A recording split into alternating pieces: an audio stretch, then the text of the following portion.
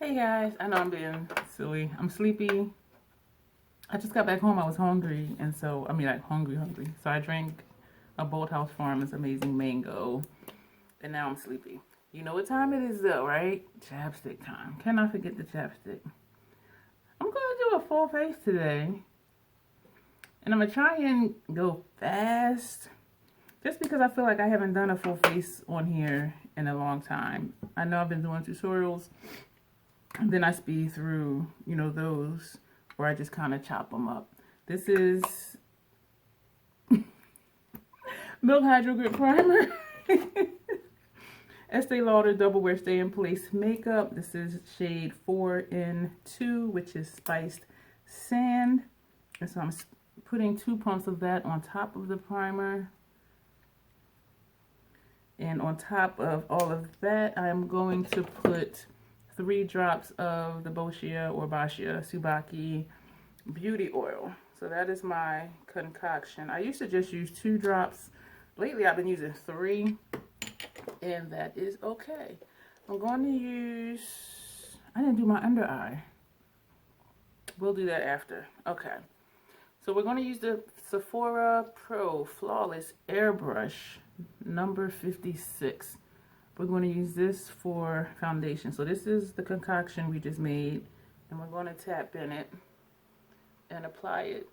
I just applied sunscreen, the Olay Whipped SPF 25, maybe like about 15 minutes ago. Last summer, I saw they had a 30, a SPF 31, and I knew they had it before, but I never paid attention to it. And so then I thought, let me bump up to 30. It broke my skin out. I was so disappointed.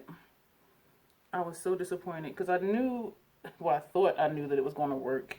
And so I had purchased 2 of them because I've never had a problem with the SPF 25 one. And I think I ended up giving one away. The one I had opened, of course, that ended up in the trash. But it was just very disappointing because I usually don't have an issue with Olay products.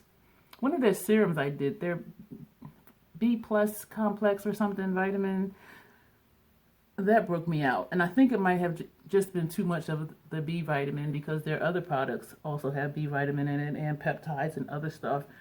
And so I think it was just too much for my skin. And so I say all things in moderation, but usually I'm talking about food.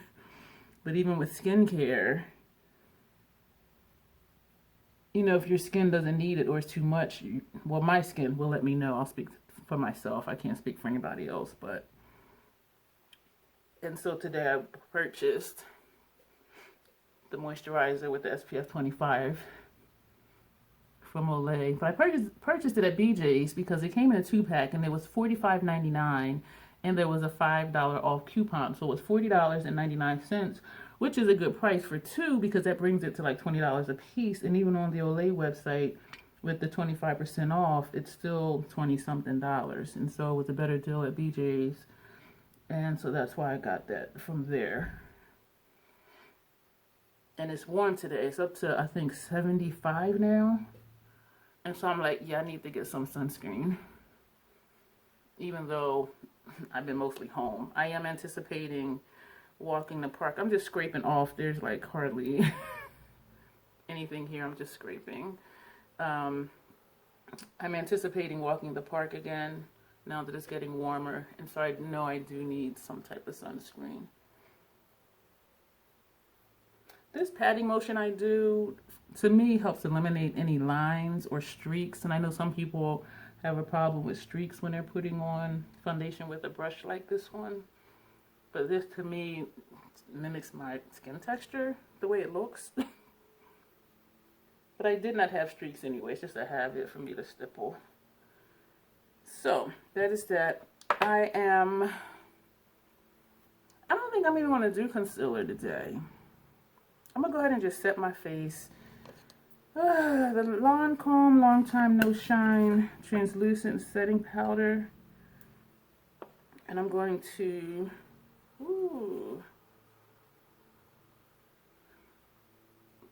lightly powder all over because then I'm going to Used the Fenty and honey and also a nutmeg. And if there's any moisture on my face, the Fenty powder will adhere to it. And so that's why I lightly dust this one all over. And I'm just checking to make sure it's not moist. I do really like, actually all the powders I use. The Lancome Long Time No Shine is a go-to. And the Hourglass Mineral Veil powder is my other go-to. And I have that on standby for when the Lancome runs out. And I like the Fenty setting powders just to add a little bit more color into my skin. And so this is honey. I'm used to using the small one, and so I forget that you have, when you open this, then you have to take this off, which I really like, because then if you do travel with it, it prevents powder from going everywhere. And so we're going to use the same brush, and we're going to concentrate this on the center of my face. I hear the lawnmower outside. I can hear where my rent money's going. That is awesome. They are really good here about keeping everything nice. All right, so we're closing the Fenty honey and we're opening the Fenty nutmeg. And I got the small in nutmeg because I don't use as much of it as the honey, and I didn't want to create waste. I think that powders are good for a year, I believe. And I always start in the hollows of my cheeks, then I bring it down by my ear, then I do my temples, and then I go across, come down, go across, come down, and under here. And there really isn't much left on my brush. And so this is how I do that. I forgot to put on blush. Does it matter?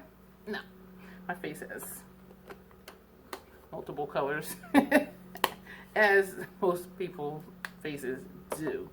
Then we're going to prime our eye with the Fenty eyeshadow primer, as usual. I might speed through this part.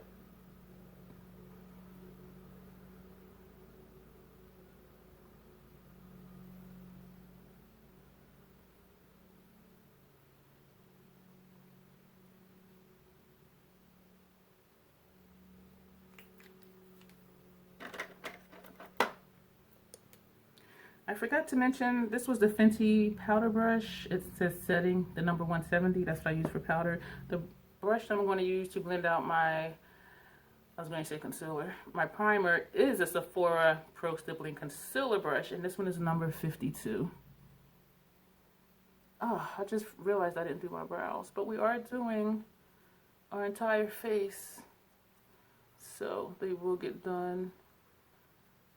I don't know yet if I'm going to cut that part out or not, because I really don't want this to be like super long. And there's something I do want to talk to you guys about, but I'm horrible at talking and doing makeup at the same time. And so I think I might just do my face and just chit chat about nothing while I'm doing my face. This is the Fenty Brow Wiz in Soft Black. When I initially purchased the Brow Wiz, when they first came out, I purchased Soft Black and also Black Brown or Brown Black, and it was reddish on me. I was really surprised. I was so surprised that I thought, okay, maybe they just mispackaged this one, because Black Brown or Brown Black is not reddish. And so I returned that one and got another black one, because I realized the black one to me is more like a dark brown. My hair color is brown, has some red in it, and also grays. But you guys already knew about the grays.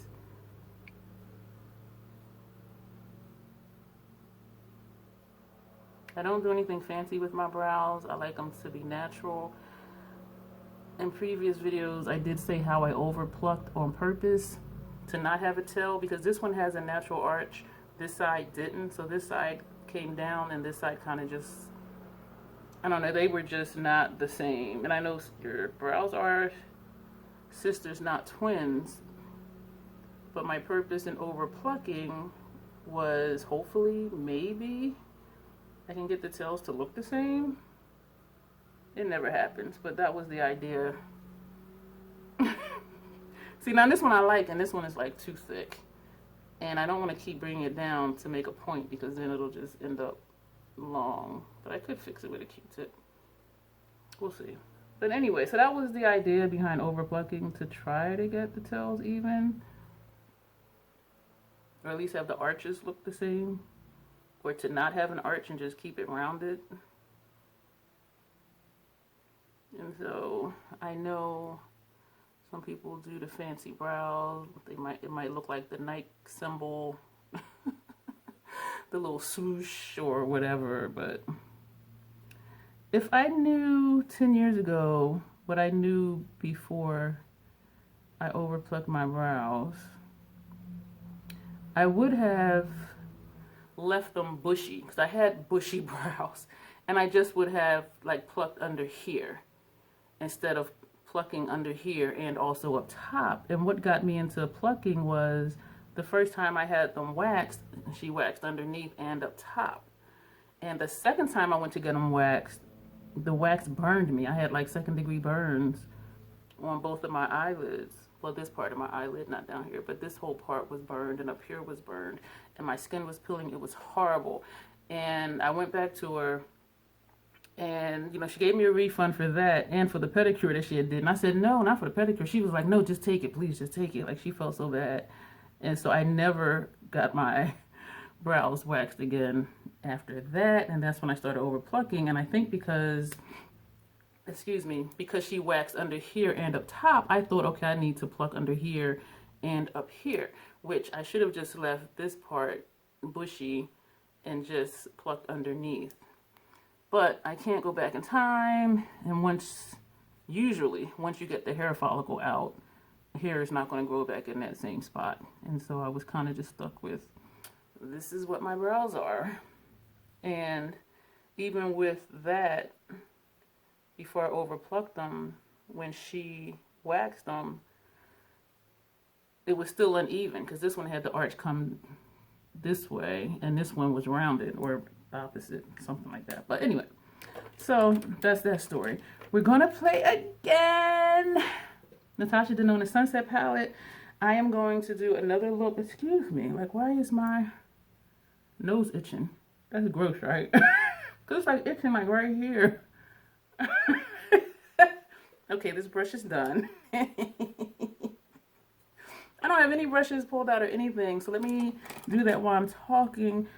And because I'm looking at what I wrote to put shadows where, I'm not sure how much chit chat I'm going to be able to do with this look. And so right now I am pulling out brushes, and we will see what happens. So today we're going to use Morgana on the lid.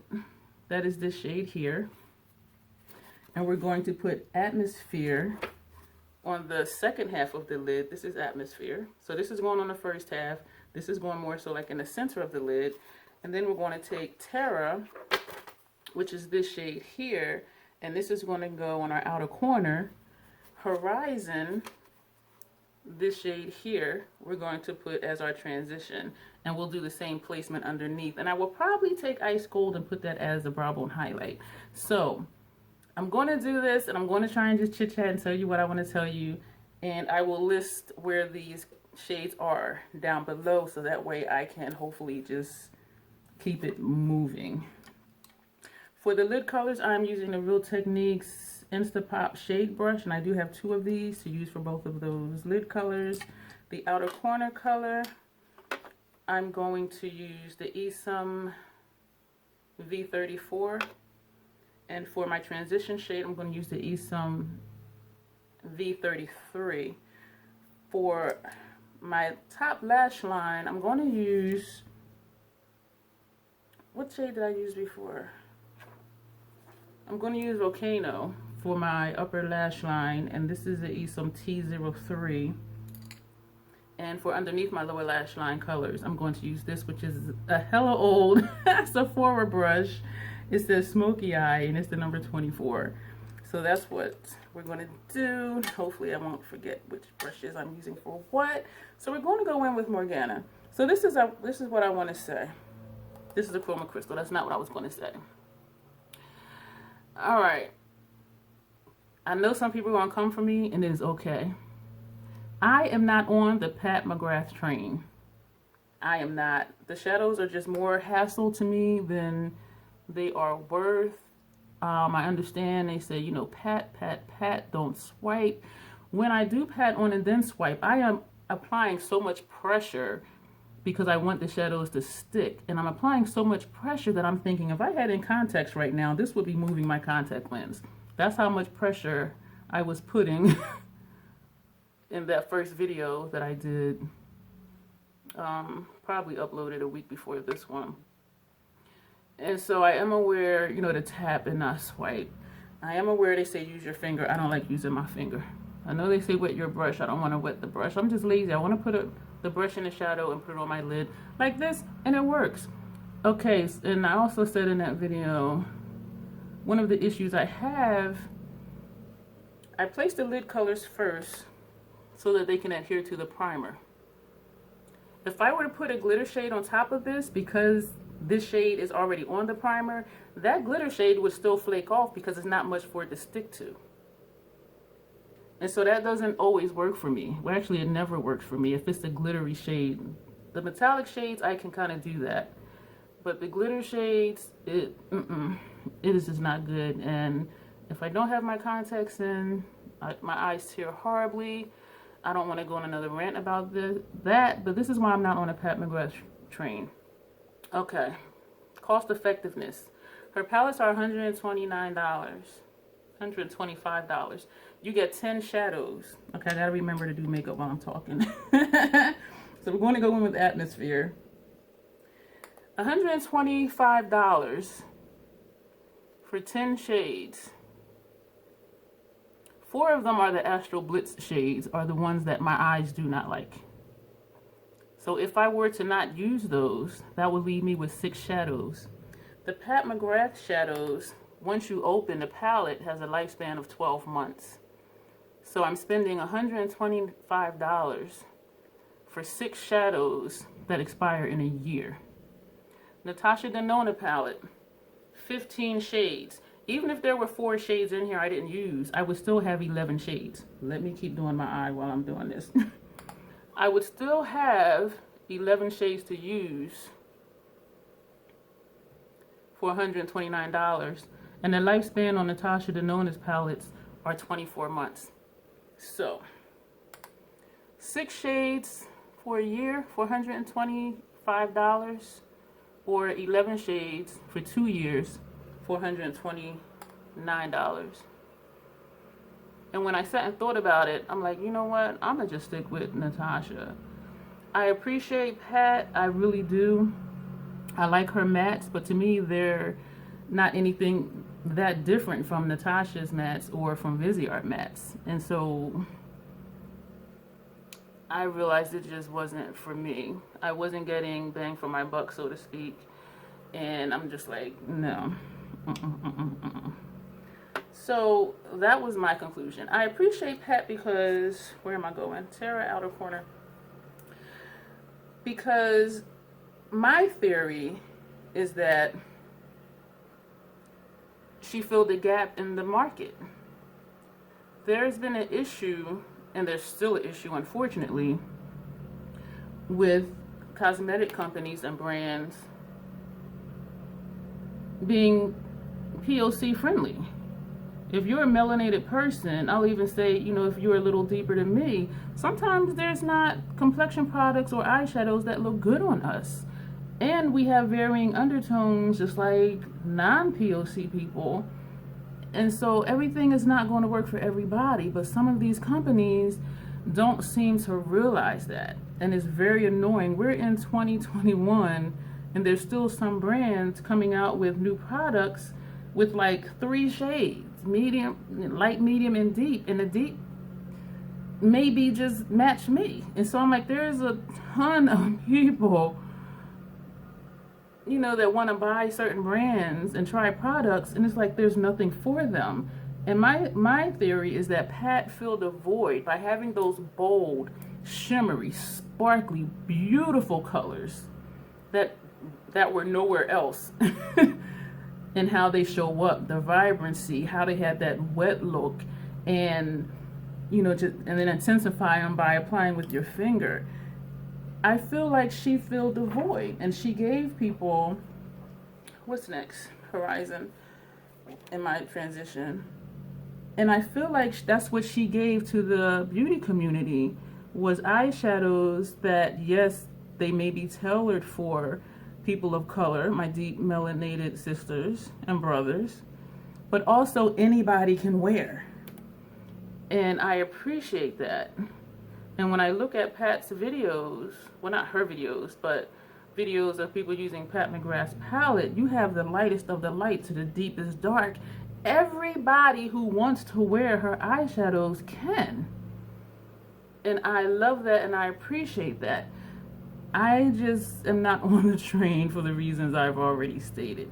If you don't mind using your finger, if you don't mind wetting your brush, if you don't mind doing your base face lash, if you don't mind, you know, fallout possibly getting in your eyes, if you have more time than I do, which I did really take my time doing those looks. But if you have, you know, that extra time, or you don't mind, I say go for it.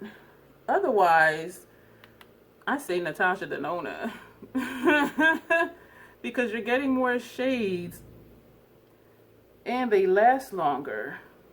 And the only ones I have an issue with are the chroma crystals. And I've learned some techniques over the last few years, which is what I explained in my previous video with this palette. Why I'm trying this palette again is because I did learn some new things. But initially, the chroma crystals were not my friend because of the fallout. And if I was wearing contacts, if you wear contacts, you can relate to this. If you get one speck of anything in your eye, every time you blink, either your lens moves or it feels like something scratching your eye, or both. And neither one of those scenarios are good. And so, and so I've been learning. This is very sunsetty, but this is the sunset palette, so we're doing good. So we're going to go ahead and do our lower lash line colors. So that's what I wanted to say about the Pat McGrath palettes and why I'm not on that train. And, you know, people say, you know, bake. You see all this under, let me get up in your face. You see all this under here? You see these wrinkles? You see these bags? This is my double bag on this side. Hey girl, hey. This one's like, you can carry me on a plane. This one's like, no, you need to check us in. And so when I baked, I look like the Crypt Keeper. And my T-zone gets oily. And so whatever powder, extra powder I would put here, it would start absorbing the oils on my face, and it would just get dry, and it just did not look good. And then it's like, okay, spray your face with setting spray so your face doesn't look powdery, and that would just lock in, you know, that creasing under my eyes. And it was just horrible. And it may look okay on camera, but then when, where do we go next? But then when I would look in the mirror later, like here at home, it would look just so dry and crepey and cracked, and I'm just like, this is not good. And so I don't bake, and also I don't put extra powder under my eyes because my skin absorbs it. My wrinkles just eat it, and then it just shows there like, yeah, we know you tried something, it ain't worked. And I'm going to go in with Horizon, my lower lash line, and just blend that out. So that's why I don't bake, and that's why I don't put down extra powder. And also, with putting down extra powder, as careful as I was, and as slow as I was applying shadows, most of my fallout was not even under here. It was like down here on my face. One of the videos I did, I had fallout around here. I had fallout on my chin. I had a patch of fallout here. Actually, that was the last video I did with this palette. And I'm just like, what the hell? Like, how does that even get there? And so putting powder under my eyes doesn't help the fallout on my face. And it was particularly the McGrath palettes. It would just be everywhere. I was looking in the mirror doing something. I had like glitter on my chest. I washed my hands numerous times. Later on, I still had glitter on the back of my hands. I had glitter on my phone. I recorded on my phone. My phone is at least 1.5 feet away from me. How did glitter get on my phone? So I'm just like, and I know I'm always asking, okay, what are your tips and tricks to deal with fallout? But it just, for me, I don't know. Without having to wet my brush and use my finger and, you know, that other types of, those other things. And some people, you know, they put on powder afterwards. Well, like now, you see how my nose is getting shiny because I'm sweating? So if I'm going to put on powder afterwards, that's just going to make me look crepey. Because that powder is just going to absorb the sweat on my face and leave behind the glitter particles. I've tried it. That's how I know that. Before you say, well, but you just say you didn't try it. I did try it. It didn't work. All it did was lock in the glitter particles on my face. Like, seriously. Like, I don't know what it is with my skin. I don't know if it's just my skincare is all that. And it just makes everything stick. Like, I don't know. I don't know if it's the foundation, primer, beauty oil concoction that just keeps my skin super hydrated. I don't know if it's the Milk Hydro Grip Primer. Like, I don't know what it is. I just know that those tips and tricks do not work for me. And that liner color did not show up. We're going to do our lips now, and we're just going to do the Fenty Gloss Bomb in Hot Chocolate. I'm feeling pretty good about myself right now because we are approaching 30 minutes. But my face is done, minus mascara. I am feeling good about that. So I can do a full face and chit chat the entire time. And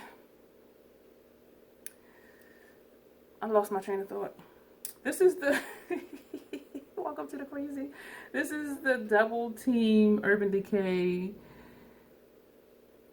mascara. The purple one, the color is Vice. I do like that you can actually, I know I just changed topics, right? I like that you can actually see the color. And I realize with this, because of how I apply the mascara on my lower lash line, I do kind of tap, not intentionally though, my waterline. Sometimes it ends up looking like I put color on my waterline. So this is the cream side. The cream adds the color. The effect side is supposed to give it a metallic look, which to me, it doesn't do that. To me, it just still looks the same. And for some reason, the brush on the metallic side is very stiff. I don't like the brush on that side. But I will still use it a few more times before I give up on it. I like this color mascara for looks like these with this color. The first time I used it, I did a really dark look. And I could see the color in person, but it didn't translate, I don't think, through the screen.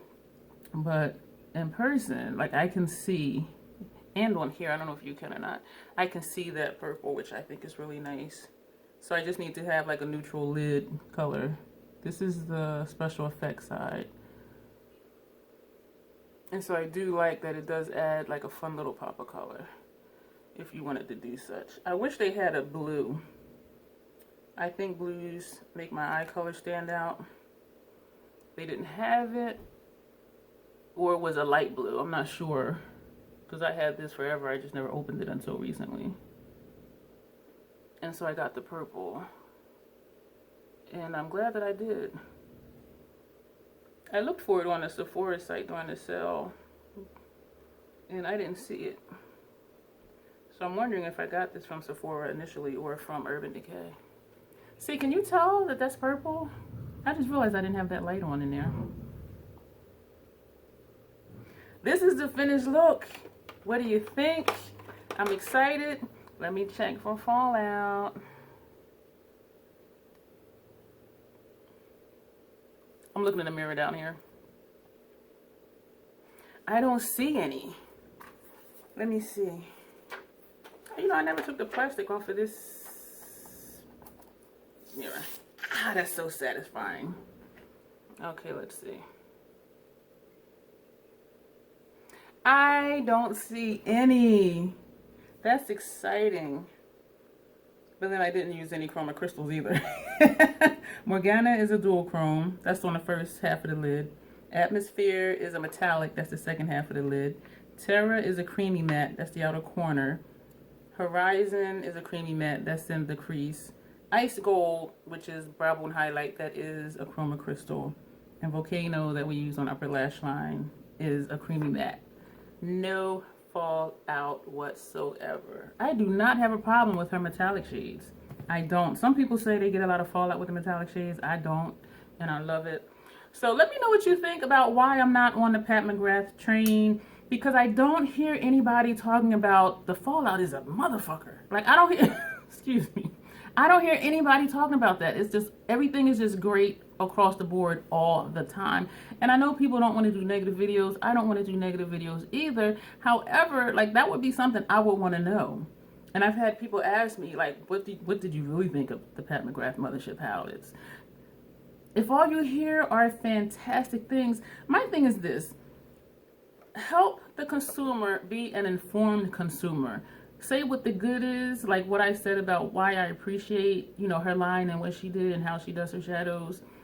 Say what you like and also what you may not like. Say what you love and then say what doesn't work for you, so that people can make their own decisions. I mean, yeah, on the websites, on Sephora, you know, you can read the reviews, but that's still different than if somebody's coming on here and taking their time to explain something to someone. So that's where I'm coming from. I kind of want to put a brown in my crease. It is very sunsetty, and it is a sunset palette. Ooh, it matches my shirt. Should I put a brown in the crease? This is looking monochromatic too. I am. I'm going to take a brown in the crease. I was really about to go. I'm going to take Vulcano, the shade we used on our upper lash line, my upper lash line. And I'm going to put that directly into the crease. And also with Natasha, I can layer the mattes on top of the metallics and still not have fallout. If I layer anything on top of, did I just say Pat? If I layer anything on top of Pat shadows, that glitter just flakes off. It just flakes off. So I like the versatility that I get with Natasha. And all of her palettes that I have, I use every single shade except one in the Metropolis palette I popped out. But you still have all those other shades in the Metropolis palette. Did that make a difference? I see a difference in person. I like this look. I think that looks a little bit better. I'm glad I'm trying this again. Thanks guys for watching. Seriously though, if you want to come for me, that's fine. I'm not easily offended. Just let me know what your thoughts are and what I'm just about just keeping it real. Keeping it real and saying what it is and what it's not from my own personal experience. And so thank you for being here. Thank you for watching the video, and you will see me in the next one.